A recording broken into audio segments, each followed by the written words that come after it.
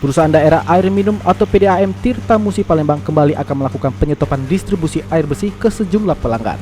Kebijakan penyetopan air bersih ini menyusul pecahnya pipa berukuran 700 mm di depan komplek Poligon yang terletak di Jalan Alam Syah Ratu Perwira Negara Musi 2, Palembang, Selasa 1 Maret 2022.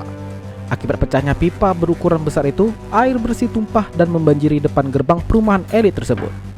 Saat ini, pihak PDAM Tirta Musi Palembang sedang berupaya memperbaiki pecahnya pipa tersebut.